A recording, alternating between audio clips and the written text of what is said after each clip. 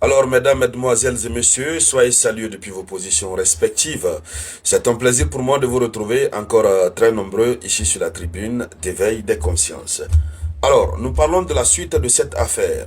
Oui, hier, à cause des pannes d'électricité, on n'a pas pu épiloguer sur ces différents éléments. Bon, il semble que tout est entré dans l'ordre pour le moment. Voilà, on continue. Alors, donc, ce qu'il faut dire, c'est que le Nigeria a tenté de donner une explication, des justifications par rapport à ce qui s'est passé. Et c'est cette justification que nous allons analyser. Une justification que l'AES ne tolère pas du tout. D'ailleurs, il y a d'autres informations qui sortent et qui font comprendre que l'intention est tout autre, était tout autre.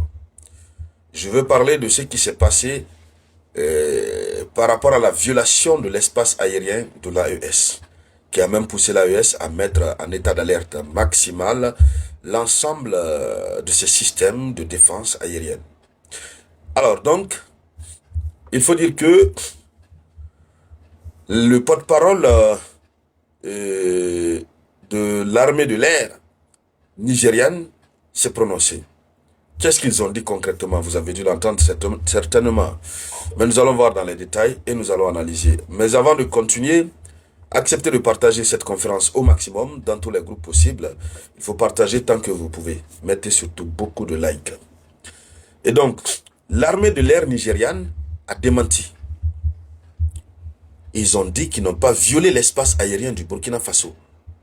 Et c'est le porte-parole de l'armée de l'air nigériane, Ehimen Ejodam, qui a fait l'annonce. Ils ont démenti. Donc déjà, ça veut dire qu'ils traitent les autorités de l'AES de menteurs. D'accord. Alors, ils disent qu'ils n'ont pas violé l'espace aérien du Burkina Faso. Ils n'ont pas violé l'espace